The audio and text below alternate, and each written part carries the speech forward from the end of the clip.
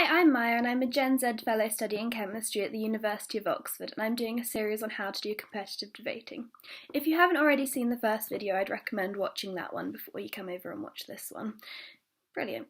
Great, so we finished the last video by looking at the structure and how we go through a competitive debate, and we said that there are 4 teams made up of 2 people, and now I'm going to talk you through each individual speaker role. Great, so first we have the first speaker of the proposition, who we call the Prime Minister, because this is British parliamentary style debate. It's the Prime Minister's job to give their 5-minute speech in support of the motion and make the key points in the debate. They have the benefit of starting first, so they can really plan exactly what they're going to say. Last time I talked about motions that are in the form, this House believes, but you can also get motions in the form, this House would do something. An example of this would be, this House would ban the sale of alcohol. If you get a motion that says this House would do something, the Prime Minister in their speech has to say how you would do something. So in the banning of the sale of alcohol, the Prime Minister would say something like, banning the commercial sale of alcohol apart from medicinal uses.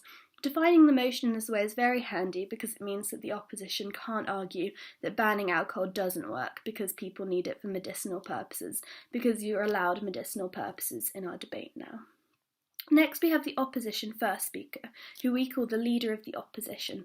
The leader of the opposition has to attack absolutely everything that the Prime Minister has said in their speech. If the Prime Minister argues something and the leader of the opposition argues back and is more convincing, the judge will think the opposition argument is better. When you argue against something that someone else has said, it is called rebuttal. A good speech for the leader of the opposition would have a minute or 2 of rebuttal saying, they said that this is a good idea, but actually no, and then bring in some good new material for your side. Next we have the second speaker of the proposition, who is the partner of the Prime Minister. In their planning they would discuss who gets which points so that the second speaker can say anything the first speaker didn't say or forgot to say. The second speaker also has to do some rebuttal and make it sound like the leader of the opposition was rubbish and that the Prime Minister was right all along. You are judged on teamwork, so if you are the second speaker you really want to say stuff like, my partner made this really good point and this is true because of this. And the leader of the opposition said this in response to my partner's brilliant argument, and this is still wrong because something. You're allowed to be quite over the top and dramatic in competitive debate, and you're allowed to say that your partner was the most brilliant person to ever exist, and the leader of the opposition made some quite poor arguments. You're never allowed to insult the opposite side, though. You've got to be very polite in competitive debating. Good. The second speaker of the opposition is called the deputy leader of the opposition and has the same role as the second speaker of the proposition, which is to make rebuttal for the other team's ideas and say that they are wrong, and also to back up their partner's ideas and add new ideas to the debate. So that's the first half of the debate. Now we've had 4 speakers go. Now for the second half of the debate. So we now have a new proposition team who are not connected to the top proposition team. Their first speaker is just called the Member of Government or the third proposition speaker, so they don't have a fancy title. And their big job is to say something new. You want to extend the debate. This is called the extension speech, where you take it out into a direction that the first 2 teams have not covered.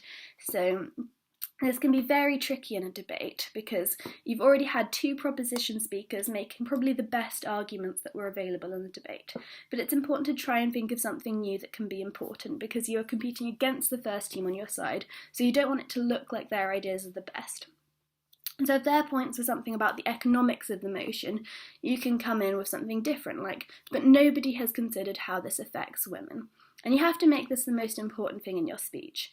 When you plan for a speech like this, the best thing to do is write down as many ideas as possible and cross them off when the first team says them, and see what you are left with and try and turn that into a speech.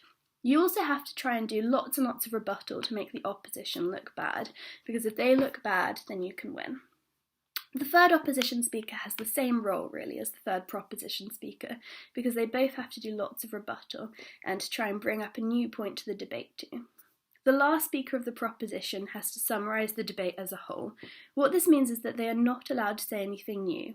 They are allowed to and must give rebuttal to the opposition side, but they then need to focus on summarising the debate.